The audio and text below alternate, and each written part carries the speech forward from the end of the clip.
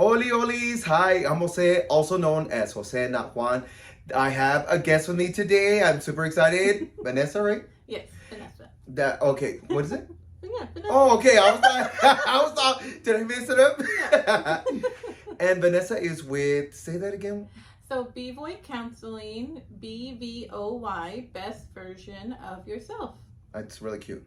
Yeah. I wanted to I was excited when you sent me a message because a lot of our culture and just people in general think that counseling or anything like that is a little bit uncomfortable. And it's difficult to start up, and we see it all the time. Go to counseling, go to counseling. There's even a company that now you can do it online, Yes. which is really exciting. I think it's a step forward, right? Because I didn't grow up like that. But tell me a little bit about yourself. Yeah, so I'm born and raised here in San Antonio. I am the youngest of 7. So growing up in a chaotic family, we saw a little bit of everything, a little bit of domestic violence, a little bit of drugs, a little bit of incarceration. And I was the first to go to college and graduate, move away from the city and explore the other side of Texas and San Antonio. So yeah, and I guess I went into therapy because I enjoy helping people. Again, growing up in an environment that was very chaotic, I wanted to give a sense of kind of peace to other people that are struggling in families and environments. But yeah, like you said, therapy in Latino culture is not a thing. There's something wrong with you. You're crazy. Who needs a therapist? Like, Yes. To this day, my mom thinks my job is a joke. Like, she doesn't understand why I get paid to talk to people. I see it all the time, and I was just at a funeral today, and you see it constantly where either pride gets in the way of your emotions or pride gets in the way of your relationship in general. And I've seen pride in different forms, friends, cousins, neighbors, all that good stuff. Because then it starts the arguments. I remember a few years ago, my sister, the way she communicates is through arguments. Mm-hmm. And I was talking to my best friend one time in one of the episodes, and it almost sounds like I have to tread on thin ice with her because I don't know what's going to trigger her. Yeah. And I get it. Usually when you lose someone, it's a really difficult situation to be in, that some people react differently, where they're crying, emotional, or just want to fight. Mm-hmm. And I have a sister that's like that, who her first innate reaction is always to argue. Mm-hmm. And some of us are really scared to just speak. Yeah. And I'm not saying I'm afraid to speak because I have a big mouth. Yeah. Because I'll say something. But I feel like sometimes it's not the healthiest relationship. Yeah, she sounds very reactive. Mm-hmm. And if it's the same sister you talked about in the last podcast, I thought, wow, it sounds like she's, that idea that hurt people hurt people. Yeah, oh yeah. And so she sounds very reactive. And, what I tell people that I work with, and clients, one thing to think about is how people treat you says more about them than it does you. So that's kind of a perfect scenario, how she's treating everybody around her. That's kind of her issue. It's not everybody. It can't be everyone else in the room. The healthiest thing I've noticed with her is that she rather keep a distance. Mm-hmm. And so she says, I have mine family, you have yours, we'll talk when we talk. Mm-hmm. And to me, it doesn't really upset me. I feel like it's a healthy solution to rather than tread carefully every 5 seconds. And I think, well, I'd rather have you from a distance and love you that way than be around you and hate you. Yeah. So that, that's a way for her to set up a boundary, because there's too much hurt and pain and maybe all these other emotions when she sees, her siblings or other family. Yeah. It's so because the biggest thing that I guess it's through my own experience. So we'll just talk through that way, right? Mm-hmm. I grew up. I since you said you've listened to some of the podcasts, I grew up with a mother who was heroin addict. I grew up with her relationships extremely toxic, where the guy would convince her. I mean, she was a grown adult, so she You can't convince an adult, right? Mm-hmm. If you're not willing, you're not willing. But he one time told her, choose me before all your kids. And one time she sat us down, and it was in middle school. Mind you, we didn't know what was going on. My grandma was like, "You have something to say it to her." And I was like, say it to us? What's going on? And she wasn't spitting it out. Finally, she mustered like the courage to say, "I'm gonna leave with so and so." And mind you, he's right there sitting with her. And I was like, "Oh, for like a vacation or a week, or we're not really." Yeah. Yeah. We knew him for a very long time, so I figured it was something simple like that. So I said, "Oh, yeah, of course. You'll be back." She said, "No, forever, to stay." And I said, "I don't want to move." And she said, "You're not moving." It was like a wave of silence. We didn't know what to do when it came to that situation. I just remember the same sister that has the lack of relationship with me turns to me because I started crying, and she says, "Do not cry. She's not worth it." And I was like, and I stopped crying because I didn't know. She scared me. And mind you, my older sister is kind of close to her, so I was like, "What do I say?" Yeah. But so I just reacted. I just stopped crying and started listening because I was like, "What's going on?" Maybe she. So I see this often where, I'm sure you do too, is mothers sometimes choose men over their relationships with their children. Not everyone. I'm not saying all of them, because there's really good moms that just say, "No, it's my kids first." But what's your thought on that? Yeah, so, I can speak from experience that I've seen that play out too, within my own extended family. And it's devastating, the lifelong effects that it has on the children, right? Because it's the children that get hurt in those scenarios. But then I also think, and I look at the woman in that situation, and normally that woman in that situation is either she feels desperate, she's out of options, this is the only person that can possibly take care of me, or they're in a violent relationship, whether that's a physically violent relationship or emotionally abusive relationship, where I'm the only one that's going to take care of you, nobody else loves you, so just come with me. And I've seen it play out, and yeah, it is devastating. And I can imagine for you as a boy, I mean, Yeah. you told that story, and it's like a very vivid memory for you because it's lasted with you all these years. Correct. So yeah, it is devastating to see women who feel like they have no other choice, who feel like you have to pick one or the other. Yes. It's awful. I never took it from that perspective. And I love and that's why sometimes I just rather hear somebody else's point of view, because I think that makes sense. And I love that it put her in I bring my mother up because I feel like I've had a moment of peace and clarity with her that it got me through a lot from my past, because we had a conversation finally. Yeah. I never saw it from her perspective, never did, until one day I've said this numerous on my lives, is that I told her, "Can I just talk to you?" I was living in California and she was here, and I said, "Can we just talk?"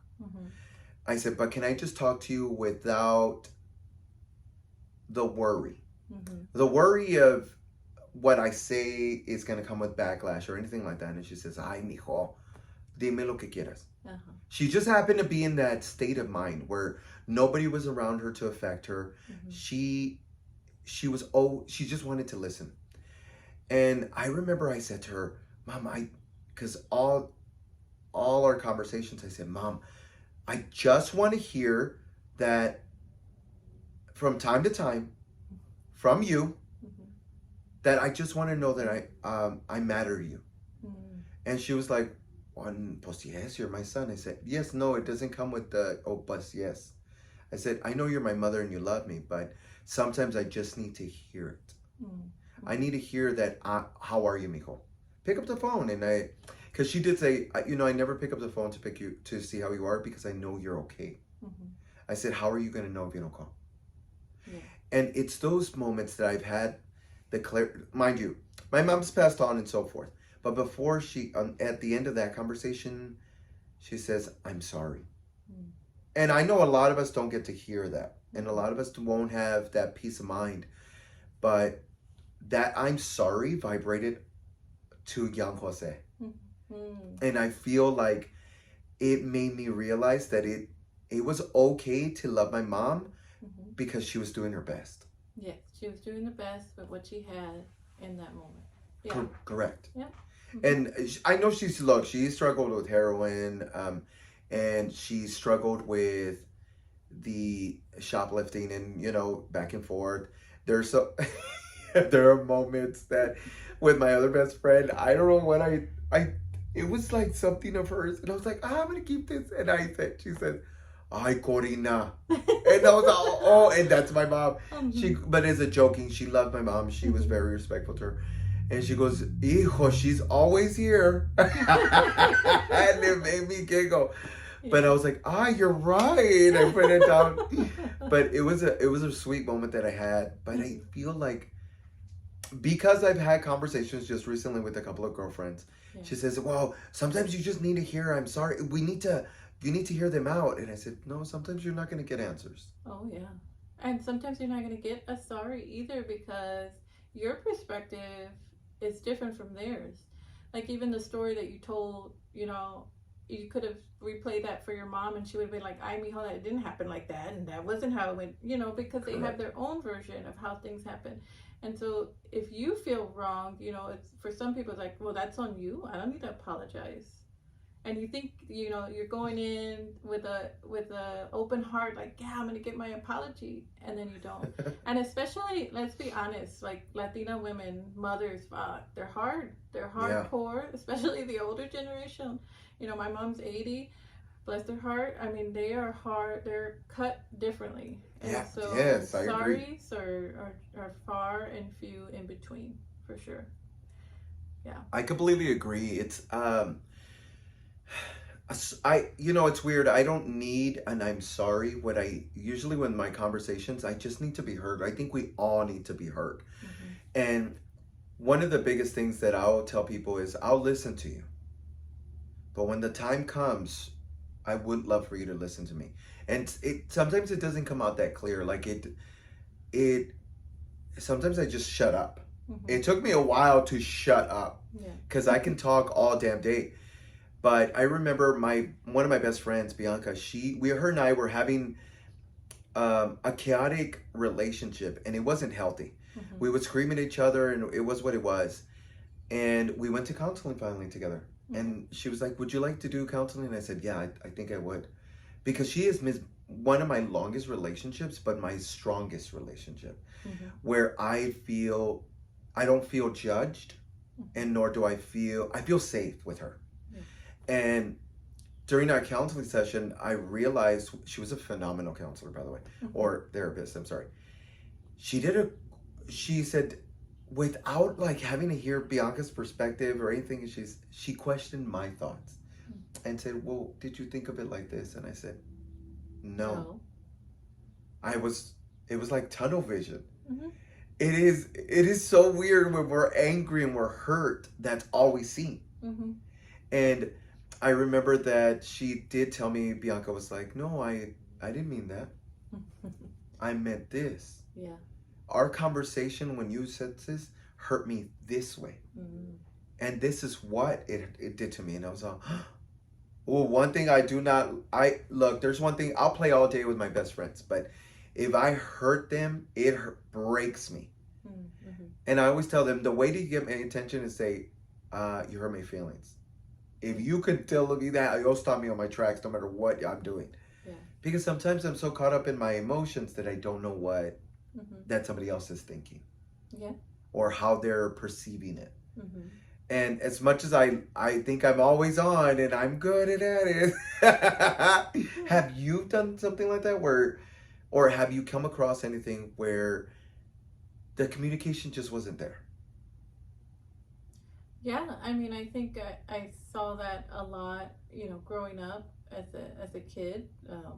Miscommunication all around for sure, between siblings, But I think as a girl, I didn't really understand it. I was just, I'm gonna be reactive. I'm gonna be explosive, and you should know why I'm mad or I'm upset. Yeah. It wasn't until I got older, I went off to college, started dating, that other people pointed out, like, why do you act like that? Why don't you just say how you feel? And for me, in the back of my mind, I was like, what do you mean how I feel? I just told you how I feel. I'm mad. And so, yeah, but then I really had to sit with what I was feeling and dig deep, and then instead of coming off mad, say, I was hurt by X, Y, and Z, or I'm scared of Yes. X, Y, and Z.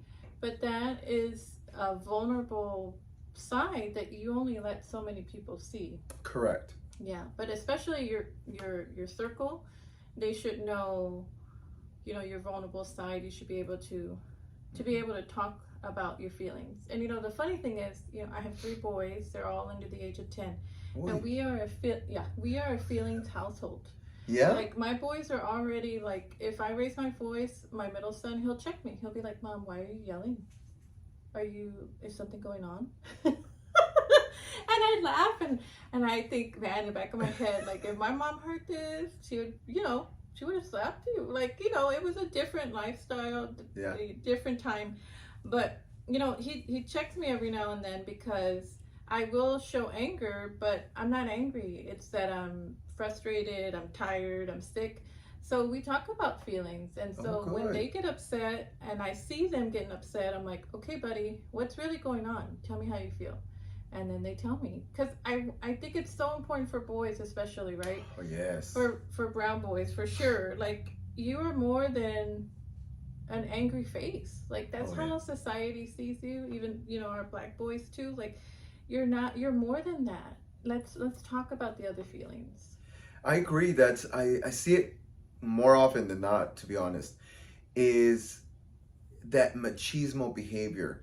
The more manlier it come across, and the more still I look, Mm-hmm. then I must be more masculine than the other guy. Mm-hmm. And I prove to, and I see it all the time.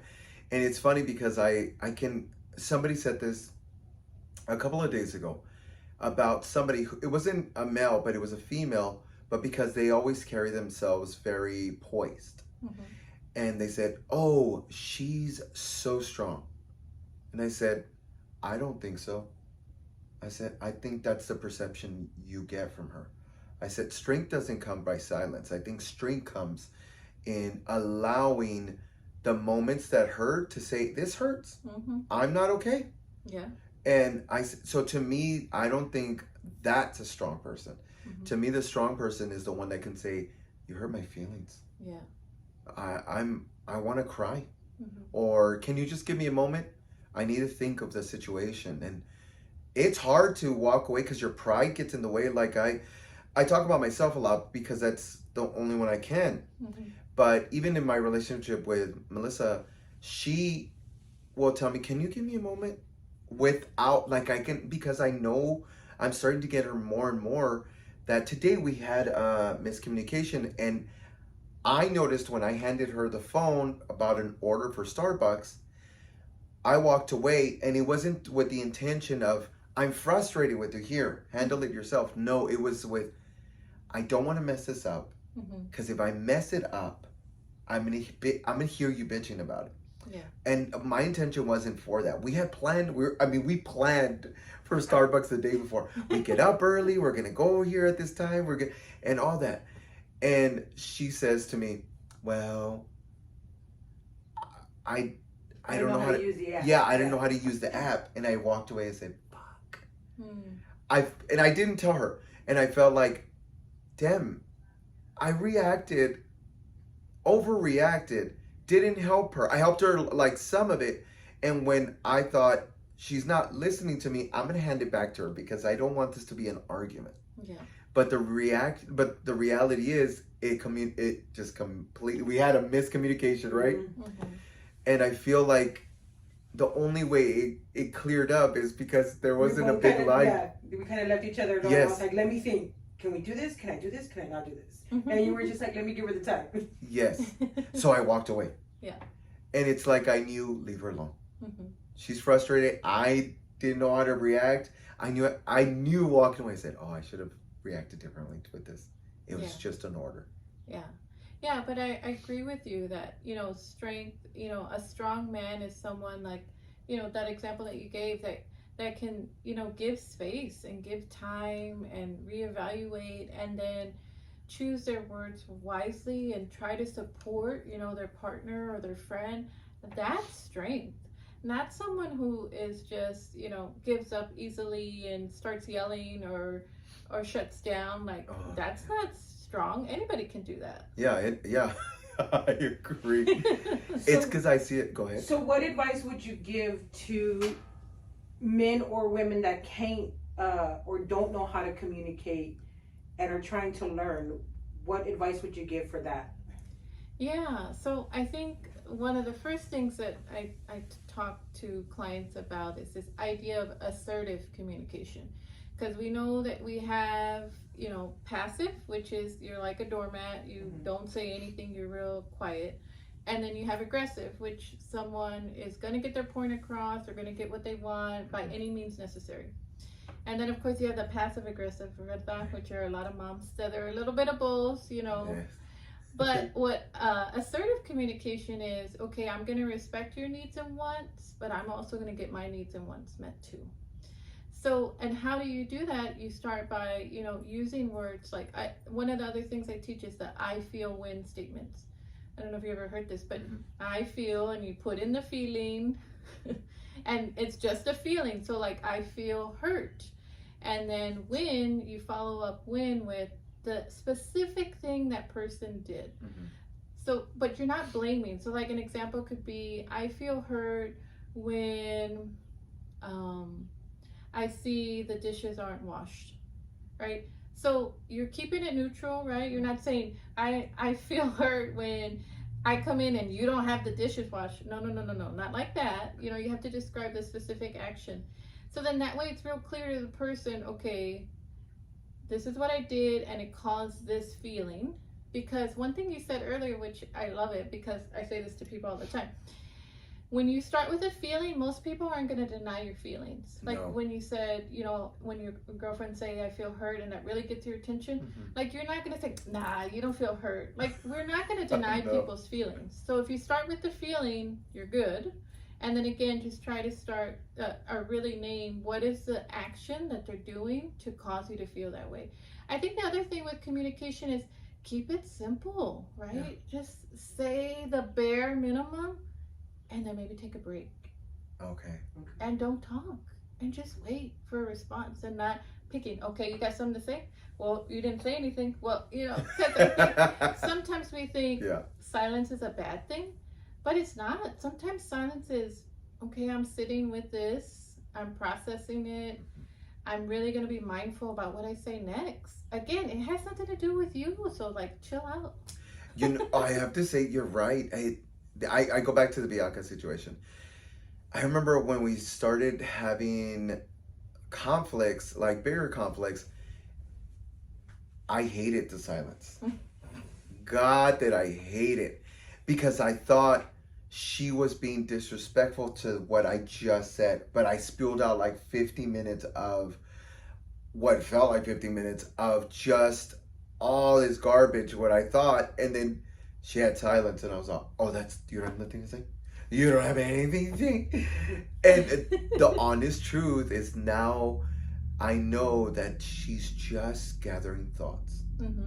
That's all she's doing. That's all she's doing. Yeah. The other thing I tell people that don't like the silence, I challenge them. I say, why? Why don't you like silence? What is that about? And usually it's because you are playing the scenario in your head and you're like playing a whole telenovela or a movie in your head. And that's why you don't like the silence. But again, I put that back on you. That's your problem. Yeah. You got to stop that. Like, why does everything get processed like that in your head? And so really taking the time to like sit with yourself and just be mindful and be present in the moment. take a breath, you know. Yeah. I always do a lot of breathing exercises with people. Like when you're heated and having a difficult conversation, you know, next time watch yourself. Sometimes we tense up and we'll literally stop breathing because we're trying to spew everything out. Yeah. So just take a moment and just breathe before you say something. That's really good. I love that the breathing moment. I see it more often when it comes to like, because like I'll have some people shoot for the first time with me, Mm-hmm. and as a video, something simple, and I could see that they're tensing up because I'll feed them the line, and they're like, I can't even imagine during a disagreement Mm-hmm. how they get. But it does show me that it's not always the exact same way. My brain is going 100 miles an hour. Mm-hmm. And sometimes it's already at the finish line, what I think is my own finish line. Oh yeah. But the reality is, and I'm like, hurry up. Mm-hmm. But I realized that not everybody's like this. No. And sometimes people are like, how do you come up with that? I'm like, I don't know.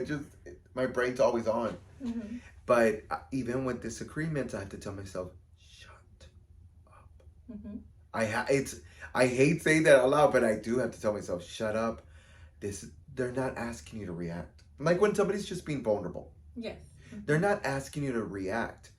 And I remember one of our best friends, she said, hello, did you hear me? And I said, I heard you, I'm listening. Mm. I said, I don't have a rebuttal, but it's because I want to hear you. Yeah. So just keep talking. Mm-hmm. And she was like, oh. But it's weird. The silence got on her nerves, Mm-hmm. or bothered her for some reason. Because you're always communicating. So Yes. So I guess the silence is like, wait, are you listening to me? It's because I want them to know the difference Mm-hmm. of when I'm on Yeah. and when I'm actively listening. Yeah. You know, another thing about communication that I share with people is, you know, that idea, going along the idea of being quiet sometimes and being mindful before you say something. So even before you spit out your words, right? I even tell my boys this, you know, think about what you're going to say before you spit your words out. But also ask yourself, what I'm about to say, is it helpful and is it necessary? And if it's no and no, shut up. Is it helpful and is it necessary? Is it helpful and is it necessary? Mm-hmm. That's really good. You should have came like 10, 15 years ago. Because, mija, I learned that lesson a while back. Is it helpful? I remember I did help one time and I knew it wasn't helpful and I walked away. I was like, but I'm honest. You know how they always say that, but I'm honest. And then I realized, I think I'm being an asshole more than normal. Mm-hmm. And I don't think that was helpful. Mm-mm. Because she started crying and I was like, but I'm telling her the truth. And then I was like, wait, that hurt her feelings. I wouldn't like that. Yeah. And it took me aback and I finally was like, hey, I'm sorry. I did, I grovel because when you mean the world to me, I will hands and knees because I know I'm going to make mistakes too. But I feel like those are the moments that teach us to move forward. I feel like it's weird. Like when I do something, I'm like, ooh, I got a check mark on that. Ooh, I did a good job. Yes. Look, I listened. Not with them, but I'll tell myself like taking a shower or while I'm doing something, I'm like, ooh, I listened. Yeah. Because I'm horrible at it. Yeah. Yeah. But yeah, it's like I can't remember names and people are always offended, but I'm like, I remember the way you look. I remember like your earrings, for example. I'll remember that. Mm-hmm. It's those things that I'm like, I remember that. Yeah. I'm so bad at names. Yeah. But it's I feel like people need to hear that in these moments it's scary to be vulnerable. Mm-hmm. But it's scarier to live in this chaos. I would hate to live up here with having to tell myself, you're the only one that you can count on. Mm-hmm. That's a lonely world. That's a lonely world. Yeah. That scares me more than anything. Mm-hmm. And what advice would you give to people that aren't vulnerable and are hard, it's hard for them to open up?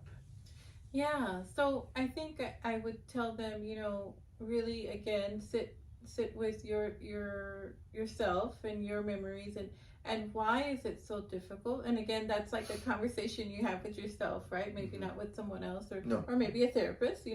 Why is it so difficult for you to be vulnerable?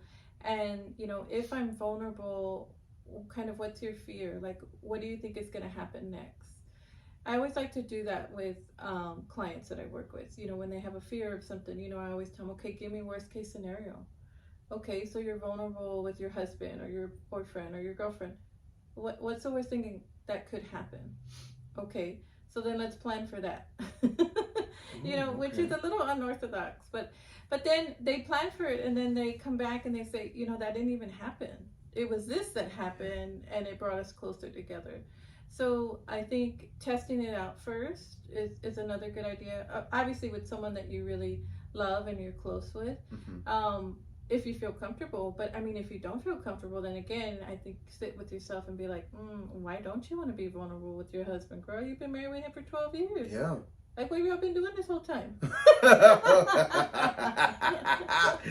I agree. I think that's a lot of people say, no, there's so many, it's good men are hard to find. I'm like, no, mija, you've been dealing with the wrong man for so long Mhm. that you think every man is that the easiest one is to deal with the man that doesn't speak to you. I'm like, no, Mm. no, no, no. It's you're so accustomed to meeting these kind of men that you forget that there's really good people in general Yeah. out there you can communicate with. So, Yeah. since we're on that subject, what advice would you give for forgiveness So or the steps to take? yeah. So forgiveness. Yeah, that's a tricky one. And that does come up a lot in therapy. And you might have heard this before, but that idea that forgiveness is for you, it's not for the other person. And so, really, it's up to you to decide to forgive. I tell clients this a lot because I don't think it gets said enough. I think there's a kind of push for you to forgive people. Yeah. Mm-hmm. And I'm not from that camp. I'm from the camp of, if you want to forgive, great. If you don't, that's fine too. But you will have to live with that, right? Yeah. And sometimes we don't get the chance to forgive because that person dies suddenly, right? Right. And you never got to forgive that person. So I think one, you have to decide whether you want to forgive or not, because ultimately that's your choice. And don't let all the outside influence you otherwise, because it really should be your choice. Yes. For it to feel like authentic for sure. And then I think once you decide, whether you're gonna forgive, the other part to that is be prepared for the other person. I mean, you're not gonna have a sit down with someone and be like, you know what, I forgive you for what you did in 1999. It's not gonna go down like that. Like, again, in your Yeah. head, you think it is. But sometimes I tell people, just forgive them and move on with your life. Yeah. And maybe you see them and you interact, but it's not awkward anymore. It doesn't need to be this big sit down and I forgive you, because I've had that backfire on some people, because they come back and they say, well, my brother didn't know that he did X, Y, and Z, or my mom didn't remember the story this way. She said this, or my dad didn't believe me and he said I made that up, and then I didn't need to forgive him because he didn't do anything wrong. So I think the other part to that forgiveness is, you don't necessarily need to tell the person unless you want to and you think it'll be beneficial. Mm-hmm. But sometimes it's best to forgive in your heart, in your mind, and then move on. Correct. Yeah. Forgiveness is one of those biggest things that I feel is a huge challenge towards humans in general. Mm-hmm. This is why we're in this chaotic world, because we don't know how to forgive each other and allow each other to make mistakes. I've noticed that with my peace, before I could forgive my mom, I did sit down and tell myself, why am I so angry at her? Mm-hmm. And I think that's what took me to the steps of telling her, can we talk? Mm-hmm. She was alive, so it was a beautiful moment, and it was great. But in order to even get to that, I knew that I had to get to the root of why am I staying with this anger? What's hurting me along the way that I have yet to forgive or for myself? Mm-hmm. So I remember I would stay sometimes in my own, like when I was living by myself, in my own silence, and I would cry it out Mm-hmm. because I would, in my head, I was like, I was angry when I was abandoned. Mm-hmm. What of that abandoned hurt me? And then I would sometimes try to break it down. Well, I didn't like not knowing where I was going to eat. I didn't like not knowing where I was going to live. I didn't like to be criticized in the way of, and then I would just break it down and I was like, well, that makes sense. Mm-hmm. And I think that got me to move to the next step of I forgave me first before I forgave her. Mm-hmm. Because if she forgave me, I'm still struggling with it, with my own mental stability. So I like when you say stay in your, like, in your peace of mind and talk to yourself. And Mm-hmm. because we have these scenarios we play all the time, Mm-hmm. strangers and family members, and good or bad. And I remember I told myself, standing in front of a mirror, I was you are beautiful. Mm-hmm. And that's something I hadn't told myself in a long time. I was and I had crooked teeth at the time, and I was that is not who you are. Mm-hmm. And I think I talked to myself for like a good 30 minutes. And I cried. I did, because I had to see myself in the mirror, and I was crying, and I was you're beautiful, and doesn't matter. And then finally at the very end I was like, Jose, you're safe now. Mm-hmm. Because I didn't know that adult Jose still had to tell young Jose that look at how happy you are now. Mm-hmm. Look at where you are in a place of like being with us, because I feel very safe around my best friends. Mm-hmm. And I love, that is my strongest and longest relationships, and I feel safest when I'm around them. Mm-hmm. I feel most loved when I'm around them.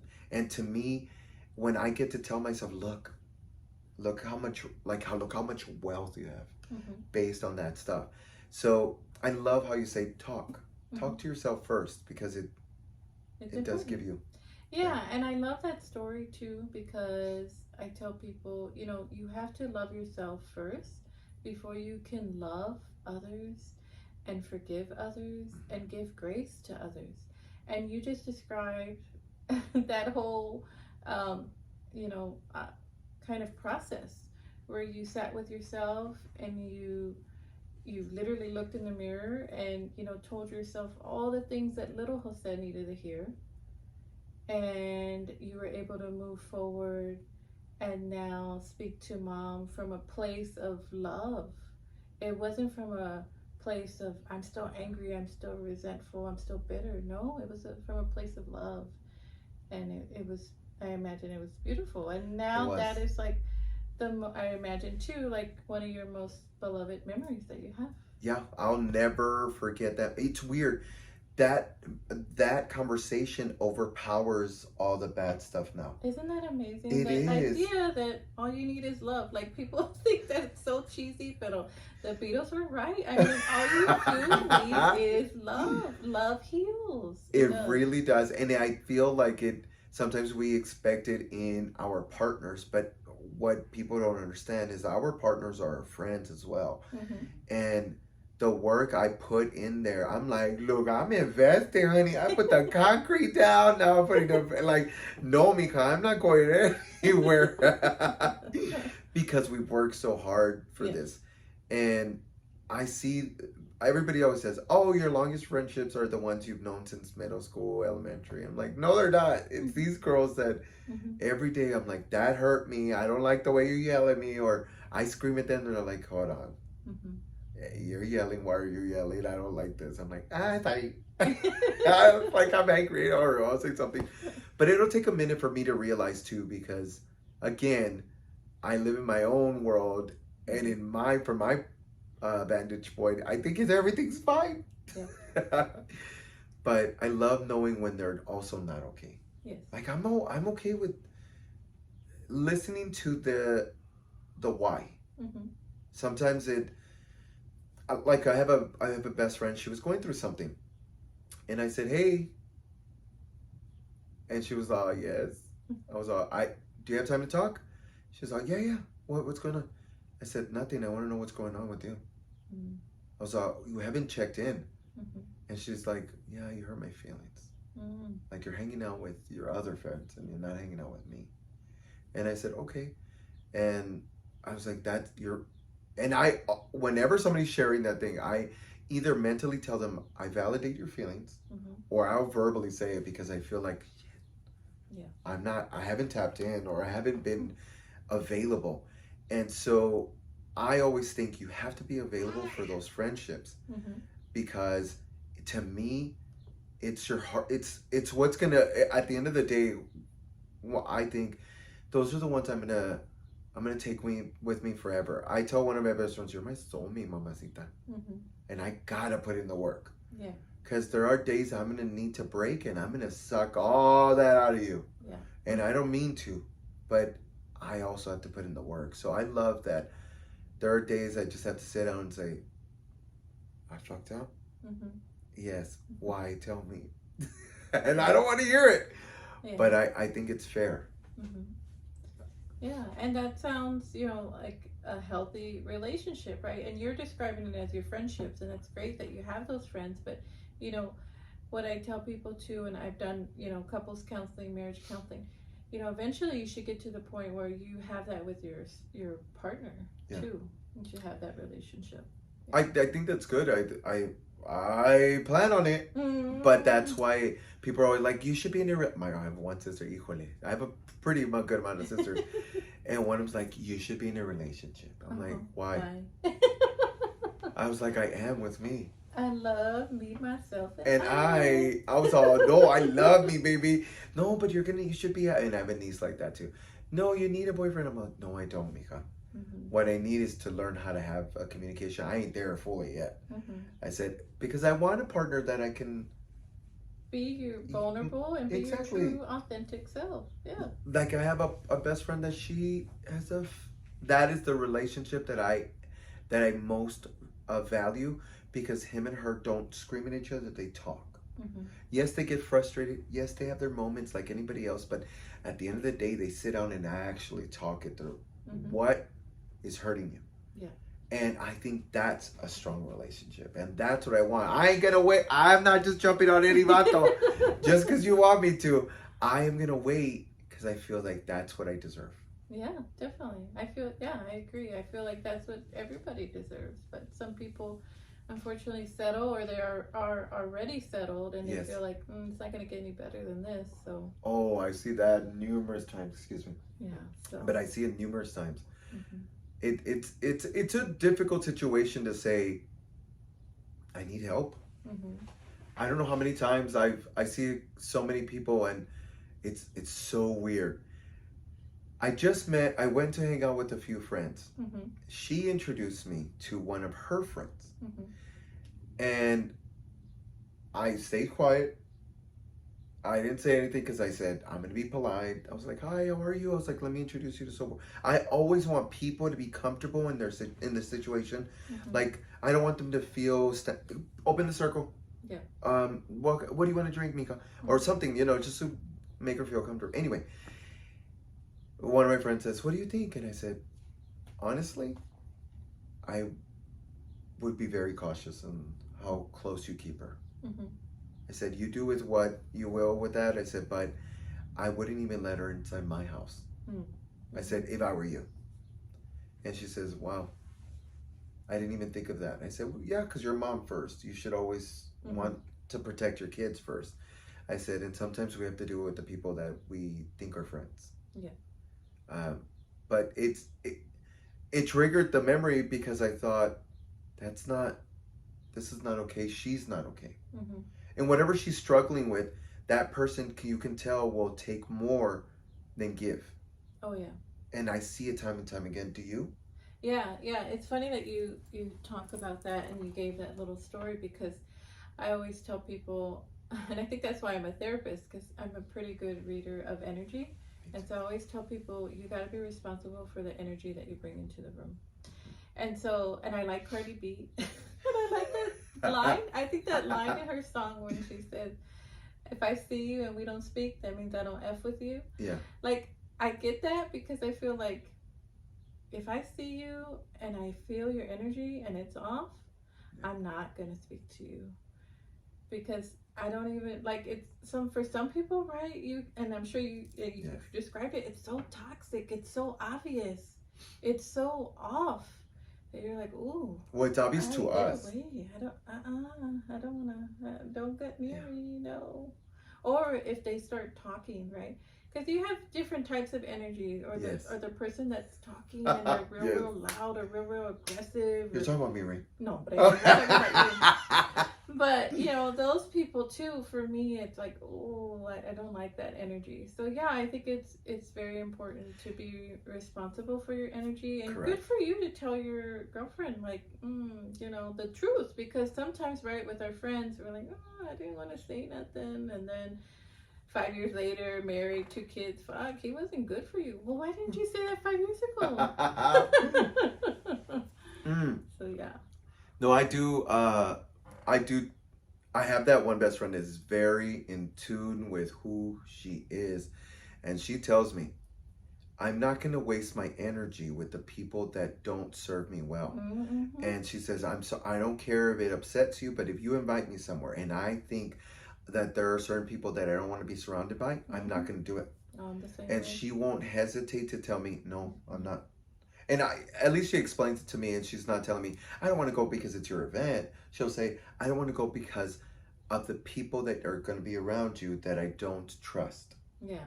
And so I'm like, okay, that's fair. Yeah, because that could get misinterpreted, like, you know, the favorite saying, you think you're too good or what? Oh. No, I just don't like the energies and I want to keep my peace. So if you think that's, I'm too good, well, whatever, that's what you have to tell yourself, right? Correct. I get that a lot now because I come from the hood, which is the west side of San Antonio, and a lot of people think I owe you something, an obligation. One of my friends just sent me a message yesterday. We were hanging out, and she said, "Hey, one of my friends really likes you, blah, blah, blah. Send me a video, because she wants a video from you." And I was like, "No, I'm not." And she says, "Allah, you think you're too good?" She goes, "Now he has followers and you think you're better?" I said, "No, Mika, it's not that. If I do that for her, so will someone else." I said, "But do you know how long it takes me to do these videos? That 15 seconds takes a lot of energy from me. So no, that is my boundary, and no, I'm not going to send it to you." Yeah. And it's not to be disrespectful. It's because absolutely, this is my peace. I'm at home and I'm fine. This is where if I was out in the streets and somebody takes out her phone and says, "Here, video, take it, blah, blah," I'm going to try my best to like calm it down and be like, "Sure, blah, blah, here's 5 seconds and I'll give it back." But people don't understand is that I didn't come to say hi to your grandma that's moons away. I came to the event to see you. Yeah. And so a lot of people will throw that in my face is, well, you know where you came from. And you think you're better. But they got the right person at the right time. Because I know exactly who I am, that I'm like, oh, that doesn't hurt me. Oh, yeah. Yeah, I know what you're doing. And that must have worked with you in your past relationships. But I'm going to call it out the way it is. Absolutely not. Yeah. And I don't play like that. Yeah. So shame on you, Mija. And you know who you are. Because I'll call you later. No, but she knew right away, oh, he's not going to play. He's not going to do that. And I'm sure she won't ask me again. Yeah, I think that I hear that a lot with people, you know, especially in our circles in San Antonio, right? That idea that, oh, you think you're too good and don't forget where you came from. And it's just, again, I think of it, wow, you know, that from their perspective, and that, again, how they're treating me says more about them than it does me, because, you know, I know where I came from. Yeah. But I also respect myself, and I also want to keep my peace, and you are not going to disturb my peace. Yes, and I love when you say that. It is my safety go-to conversation. This is my peace, baby. You ain't gonna disturb that. And it doesn't bother me that you're not in a place to understand it. It Oh, doesn't, yeah. And because it's not I'm my not here to job. save the world. Hmm. Yes. Hmm. Even though I am a therapist, and I always joke like that at family functions, girl, because everybody wants to be like, "Oh, Vanessa's here; she's a therapist," and they went, "I'm not on the clock. I'm not here. I'm not here to help." You know, like some people, yeah, but not. I can't help everybody. No, I know it's true. I have a sister-in-law who's a phenomenal human being. Hmm. And I can't say so many good things about her because she's just amazing. But she has this innate ability to want to help the world. And she's exhausted and Yeah. drained. Hmm. And sometimes I'm like, I tell her, there's nothing I can do for you. Hmm. I keep telling you that you can't save the world and you want to, but who's saving you at the end of the day? Hmm. Who's there taking care of you? Yeah. Asking you, how are you doing today? How are you feeling? No one. Hmm. And it's not that I'm trying to tell her, be mean to the humans around you. No, it's no boundaries. Yes. Hmm. I tell her all the time, you need to learn your boundaries, mamacita, because if you don't, somebody's willing to walk all over you at any given moment. Hmm. That's why men can see, this is one thing with my best friend. We've been in some bad relationships because they could see us coming Oh yeah. a mile away. They can see, oh, that one's got insecurities. Oh, low self-esteem. Yeah, check. Ooh. Come here, baby. Come here. Come here. And I voy como pendeja. Hi. Cinco. Híjole. And I think now I'm like, no. Mm-mm. It's been a while since I've been on like a date or anything like that, but I remember the one that I did most recently. Mm-hmm. I saw a red flag and it only took 2 check marks in my head to be like, I'm out. Yeah. I'm not willing to invest the time to somebody who immediately was like, oh, you better do for me if I do for you. But it wasn't in the intention of healthy. Yeah. There's some healthy too for me. It's a balance of relationships. But he was like, I'm only going to do for people if they do for me. Mm. And that was his expectation. I was like, no. I can't even imagine what I would have to do every single time if you even paid like a meal. Mm-hmm. It's something simple. I love food. I'm gonna have to do what? Oh no! No, I'll just buy my own. For real, I'm not dancing for this meal. But it's so weird to see it all the time. I get scared. Mm-hmm. I get scared too, but I'm so glad that I can. It's like a veil, right? Mm-hmm. You remove it and you're like, wow, Mm-hmm. you is crazy. Let me put that veil back. Yeah. Bye. Yes, exactly. Thank you. You're not for me. I'll tell people, you're not for me. I'm not for you. Mm-hmm. Yes, people get excited because of the fame. But I'm on, no, mija, you don't need this. You don't need this. That's a lot of work. Trust me. But it's been one of those relationships that it is a constant thing. Somebody asked me on my live, what do you think about this perspective? They always want to see your I see some of your life. Yeah. Oh, okay. They're always trying to trip you up. Uh-huh. And you take the bait. Sometimes I do. Sometimes I do. We can talk about that later. Oh, yeah. I laid out. And you're right. I think it's because I get it's mind you, it's not just on my lives. It's in person too. Yeah. And sometimes I'm like, let me nip this in the bud because this is getting out of hand. Mm-hmm. You're expecting something from me. Yeah. But it's I love the fact that somebody asked me a question and I said, it really isn't that difficult. Human beings are making it difficult. Mm-hmm. We just have to love each other. Yes. And whatever. All you need is that's love. all. Yeah. And that's really all you do. Yeah. We're thinking about so many things of titles and so forth. Mm-hmm. But the reality is when we leave, we don't leave with the title. Mm-mm. When we leave, we don't leave with the car that you spent so much time on. Mm-hmm. You didn't spend time with me to communicate with me. You didn't spend all that time. Yeah. Do you know why I see time and time again when the older people that were stubborn when they were younger, they're so happy surrounded by their grandchildren or great-grandchildren Mm-hmm. because they know what it is to finally just be loving. Mm-hmm. And I'm like, wow, that's beautiful. Mm-hmm. But why did it take Why you did it so take long? so long? Yeah. Why weren't you mindful and present in the moment right now with your kids or your mom, your grandma, like all the people that you have in your life now? Why did you wait? Yeah. Because then the only ones that are cherishing this are your grandkids. Mm-hmm. And I think those are the one. I'm like, yes. What about us? We're still kids, you know. Yeah. The kids, younger us, sometimes want to be acknowledged, Yeah. and so it's a really difficult situation. But I love that love is love, and it is that simple. Oh yes, love is love is love is. It's love, I yes. love Lin-Manuel Miranda. Yes, I love Yes. Now we're getting there real quick. She got that going. But to me, it means everything. With that said, thank you so much for coming. It means everything. And for excusing my mess. But yes, thank you from the bottom of my heart. Before we go, I do want you to know about BVOY, because you mentioned it in the beginning and we didn't get to talk about it because I love me. So tell me a little more about that. Yeah, so BVOY is Best Version of Yourself Counseling. And we do have a website, bvoycounseling.com. So check us out. Oh, I love that. Yes, thank you. So check him out, BVOY Company. So B as in boy, V as in Victor, O-Y, Yes, right? counseling.com. Counseling.com. It's also sponsored by Magia Coffee. Get your delicious coffee, because girl, I'm going to say, we're about to come up with a great surprise. No, there's something coming up, and I'm super excited. I know I told them a bit ago, but we're still working through it. Some things don't happen overnight.